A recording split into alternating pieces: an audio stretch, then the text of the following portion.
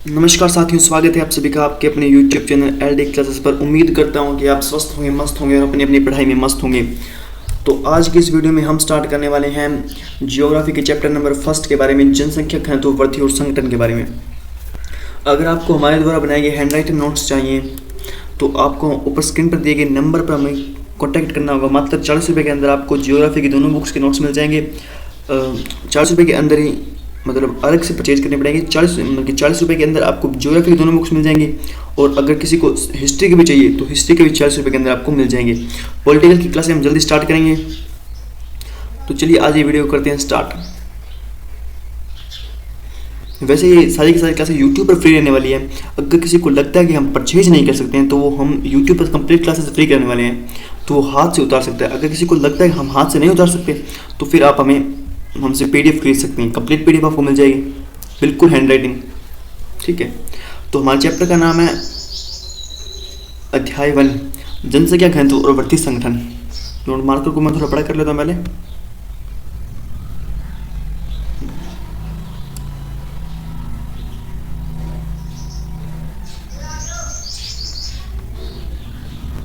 Colour ये सही है, इसको थोड़ा, हाँ ठीक है। जनसंख्या किसे कहते हैं?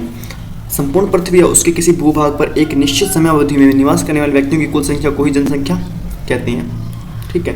नोट, सन 2001 में एक की जनगणना के अनुसार भारत की जनसंख्या लगभग 102.8 करोड़ थी।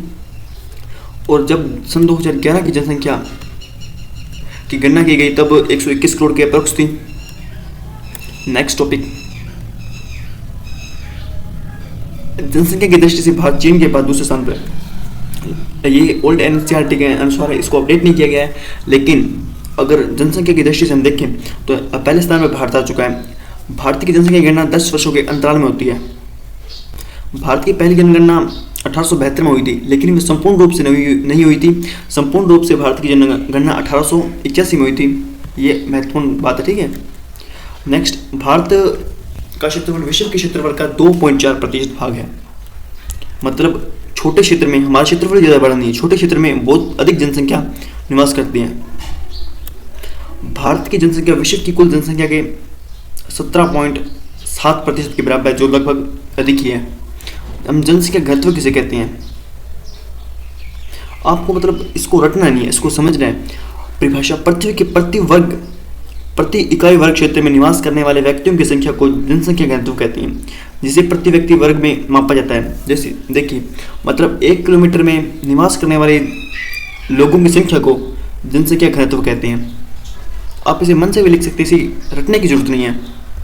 इसका एक सूत्र है, जनसंख्या घनत्व बराबर कुल जनसंख्या बटे में वहाँ का क्षेत्रफल। तो हमारे पास आ जाएगा जनसंख्या का घनत्व आ जाएगा, ठीक है। महत्व, जनसंख्या घनत्व में किसी भी देश की उन्नति और भावी विकास के लिए अनुमान लगाया जाता है। 2011 की जनगणना के अनुसार भारत का जनसंख्या घनत्व लगभग 282 व्यक्ति प्रति वर्ग किलोमीटर है। यानी 1 किलोमीटर में 382 व्यक्ति रहते हैं। 1951 ईस्वी में जनसंख्या का घनत्व लगभग 117 व्यक्ति प्रति व्यक्ति वर्ग किलोमीटर था, जो बढ़कर 2011 में 382 हो गया। प्रति वर्ग किलोमीटर होने से विगत 50 वर्षों में 200 व्यक्ति प्रति वर्ग किलोमीटर अधिक की उत्तरोत्तर में वृद्धि हुई है। नेक्स्ट टॉपिक, भारत में सर्वाधिक जनसंख्या वाले राज्य। तो सर्वाधिक जनसंख्या बिहार। ये देखिए उत्तरी भारत के राज्य। तो आपको एक बात नोटिस की होगी कि उत्तरी भारत के राज्य में ज़्यादा जनसंख्या क्यों है? तो इसका एक बहुत बड़ा कारण है क्योंकि वहाँ उपजाऊ मिट्टी अधिक है, पानी की बहुतायत है, इसके कारण यहाँ जनसंख्या अधिक निवास करती है। तो पहले नंबर पर है बिहार 1102 प्रति वर्ग किलोमीटर में, पश्चिम बंगाल 1029, उत्तर प्रदेश में 829। जनसंख्या को नियंत्रित करने वाले कारक। देखिए, जनसंख्या को हमें नियंत्रित करने वाले कारकों के बारे में पता होना चाहिए। बहुत इंपॉर्टेंट टॉपिक है और इसे आप जरूर से एक बार अच्छे से तैयार कर लीजिएगा। तो पहला है जलवायु परिवर्तन, धरातल, क्योंकि पहाड़ी या मैदानी क्षेत्रों में या धूलों वाले क्षेत्रों में जनसंख्या का बढ़ना तो हो ही नहीं सकता ना। ये खनिज संसाधन, अगर कहीं पर खनिज संसाधन की कमी है तो वह जनसंख्या कम होगी। अगर खनिज संसाधन बहुत है तो वहाँ लोगों को आवास ज़्यादा होगा। सामाजिक मनोवैज्ञानिक कारण, परिवहन के साधन, लेकिन आप अगर आपके पास सुविधाएं, जहाँ पर सुविधा ज़्यादा होती है वहीं जनसंख्या ज़्यादा निवास करती है। राजनीतिक और आर्थिक कारक, ठीक है, ये 6 टॉपिक हैं, 6 आप याद रखिएगा। अब देखते हैं जनसंख्या वृद्धि किसे कहती है। जनसंख्या वृद्धि किसे कहते हैं? किसी भी स्थान पर निवासित व्यक्तियों की संख्या में एक निश्चित समयावधि में होने वाले सकारात्मक परिवर्तन को जनसंख्या वृद्धि कहते हैं तथा नकारात्मक परिवर्तन को जनसंख्या ह्रास से कमी कहते हैं। तो देखिए मैं आपको समझा देता हूँ कि एक वर्ष में अगर 1000 व्यक्ति हैं तो बढ़कर अगर वो 1500 हो जाते हैं तो इसे हम कहेंगे जनसंख्या वृद्धि। अगर उनमें कमी हो जाती है, यानी 1000 व्यक्ति हैं 1000 से 900 हो गए तो इसमें हम कहेंगे जनसंख्या कमी है, जनसंख्या का ह्रास हो गया है। अब एक होता है स्थिरता। स्थिर का मतलब रुकी होना, मतलब जनसंख्या में शून्य परिवर्तन, मतलब जनसंख्या में कुछ परिवर्तन नहीं हुआ है, ना के बराबर परिवर्तन हुआ है, तो उसे कहते हैं जनसंख्या स्थिरता। ठीक है। नोट, भारत की जनसंख्या की वार्षिक दर 1.64% है। नेक्स्ट टॉपिक, जनसंख्या वृद्धि के घटक, प्राकृतिक घटक और एक होता है अप्रेरित घटक। एक होता है प्राकृतिक घटक में जन्म दर और मृत्यु दर, अप्रेरित घटक में प्रवास। जनसंख्या वृद्धि दर, इसका एक सूत्र है, वर्ष के अंत की जनगणना माइनस वर्ष के प्रारंभिक जनसंख्या बटे में साल के प्रारंभ की जनसंख्या गुणे में 100। तो इसका सूत्र है P2 माइनस P1 बटे में P1 इंटू 100। ये कई बार एग्जाम में पूछ लिया जाता है, तो आप इसे जरूर से याद कीजिएगा। नेक्स्ट टॉपिक, प्रमुख परावस्थाएं। परावस्था क्या है? 1901 से 1921 की अवधि को स्थिर प्रावस्था कहा जाता है, क्योंकि वृद्धि दर निम्न था। इस कारण जन्म दर व मृत्यु दर भी दोनों उच्च थे। निम्न स्वास्थ्य एवं चिकित्सा सेवाएं, निरक्षरता। प्रावस्था है 1921 से 1951 के दशकों को स्थिर वृद्धि कहा गया है। देश भर में स्वच्छता, स्वास्थ्य और व्यापक सुधारों ने मृत्यु दर को नीचे ला दिया। परिवहन तथा संचार तंत्र की प्रणाली में सुधार हुआ, जन्म दर उच्च बनी रही। प्रावस्था गए 1951 से 1981 के दशकों को भारत में जनसंख्या विस्फोट के अवधि के रूप में माना जाता है। जनसंख्या विस्फोट मतलब एक वर्ष में बहुत अधिक जनसंख्या का बढ़ना जनसंख्या विस्फोट कहलाता है। कारण मृत्यु दर में कमी आना, प्रवास, बांग्लादेश या पाकिस्तान, नेपाल जैसे। औसत वार्षिक दर 2.2% तक उच्च थी। प्रावस्था गए 1981 के दशक के बाद भी जनसंख्या उच्च ही बनी रही, परंतु बाद में धीरे धीरे मंद हो गई। कारण लड़कियों के विवाह की उम्र को बढ़ाना। लड़कियों की विवाह की उम्र 18 वर्ष है। अब याद आपको पता होना चाहिए। नोट, देश में जनसंख्या वृद्धि दर अभी भी ऊंची है। विश्व रिपोर्ट के अनुसार भारत की जनसंख्या लगभग 2025 के अनुसार 125 करोड़ स्पर्श करेगी, लेकिन जो वर्तमान स्थिति चल रही है लगभग 150 करोड़ के अप्रोक्स हो गई होगी जनसंख्या। ये एनसीईआरटी थोड़ी ओल्ड है, लेकिन आपकी किताबों में यही दे रखी है, तो आपको यही लिखनी है। ठीक है। अगर आप लिखना चाहते हैं नोट में लगाकर लिख सकते हैं कि वर्तमान में 150 करोड़ या 140 करोड़ के अप्रोक्स है। जनसंख्या वृद्धि में क्षेत्रीय भिन्नताएं, क्योंकि क्षेत्रों के आधार पर भी जनसंख्या बढ़ जाती है। तो आपको पता होगा कि मैंने आपको बताया था कि उत्तरी भारत में जनसंख्या अधिक क्यों है, या अपने एशियाई देशों में जनसंख्या अधिक क्यों है, क्योंकि यहाँ पर उपजाऊ मिट्टी है, पानी की पर्याप्त मात्रा है, तो इसके कारण यहाँ जनसंख्या ज़्यादा है। भारत में सर्वाधिक जनसंख्या वाले 5 राज्य हैं, तो एक बहुत ज़बरदस्त ट्रिक लेके आया हूँ, उसको याद कर लीजिएगा। आपको 5 के 5 राज्य उंगलियों पर याद हो जाएंगे। साधन के उत्तर से महारानी का बीपी आधा हो गया। कि साधन के उत्तर से महारानी का बीपी आधा हो गया। साधन यानी साफ और सर्वाधिक जनसंख्या। सर्वाधिक जनसंख्या कहाँ है? उत्तर प्रदेश में है, दूसरा महाराष्ट्र में है, बी फॉर बीपी बिहार में है। याद रखिएगा, बिहार में जनसंख्या घनत्व अधिक है लेकिन जनसंख्या नहीं है। जनसंख्या अधिक है लेकिन पहले स्थान पर नहीं है। तो पी फॉर पश्चिम बंगाल, आधा फॉर आंध्र प्रदेश। ठीक है, ये टॉपिक हमने कंप्लीट कर लिया। अब हम देखते हैं न्यूनतम जनसंख्या वाले राज्य। सी फॉर सिक्किम, मी फॉर मिजोरम, अरुण फॉर अरुणाचल प्रदेश, से फॉर कुछ नहीं था, गो फॉर गोना का गोवा और नागालैंड। ठीक है। जनसंख्या की दृष्टि से भारत का सबसे बड़ा केंद्र शासित प्रदेश दिल्ली है और सबसे छोटा केंद्र शासित प्रदेश लक्षद्वीप है। भारत में न्यूनतम जनसंख्या वृद्धि दर केरल में।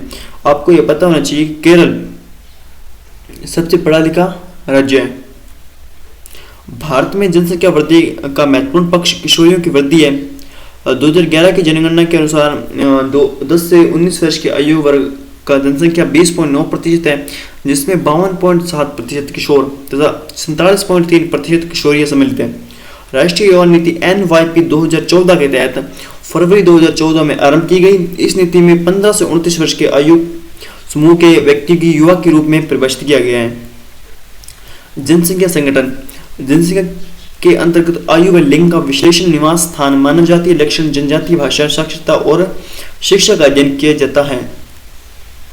अब आता है ग्रामीण और नगरीय संगठन। कुल जनसंख्या में ग्रामीण जनसंख्या व नगरीय जनसंख्या के अंतर्गत कोई ग्रामीण नगरीय संगठन कहते हैं। जो ग्रामीण प्लस नगर संगठन, ठीक है, ग्रामीण प्लस नगर संगठन बराबर नगरीय संगठन, ग्रामीण नगरीय संगठन कहलाता है।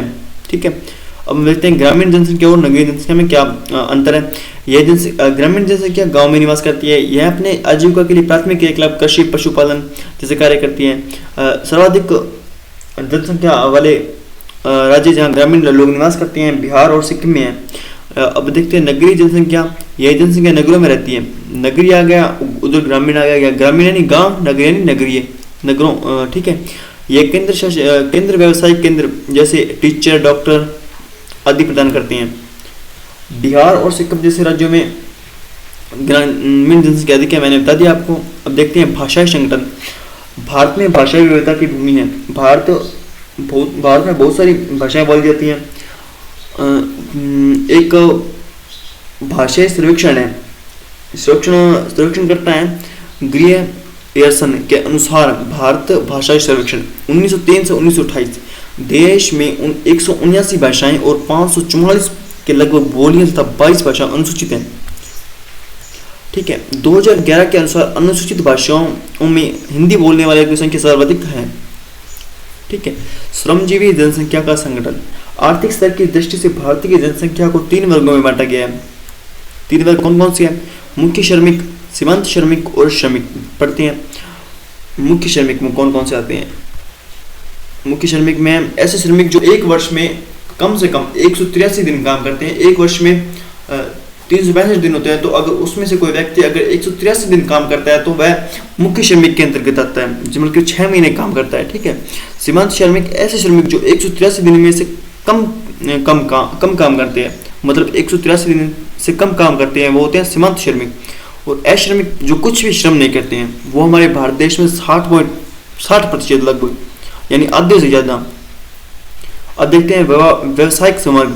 सन 2011 की जनगणना के अनुसार भारत की श्रमजीवी जनसंख्या को 4 वर्गों में बांटा गया है। पहला कृषक, कृषि मजदूर, घरेलू उद्योग श्रमिक, अन्य श्रमिक।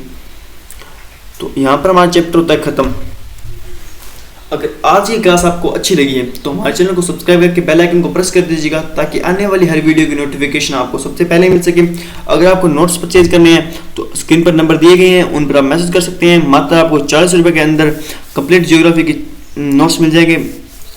तो अगर आपको हिस्ट्री और पॉलिटिकल जैसे सब्जेक्टों के नोट्स चाहिए तो इस यूट्यूब चैनल को जरूर से सब्सक्राइब करके अपने दोस्तों के साथ जरूर से शेयर कर दीजिएगा अगर आपको क्लास लगी ना। और अंत में एक प्यार से कमेंट छोड़ दीजिएगा। मिलते हैं ऐसे ही नेक्स्ट क्लास में। धन्यवाद।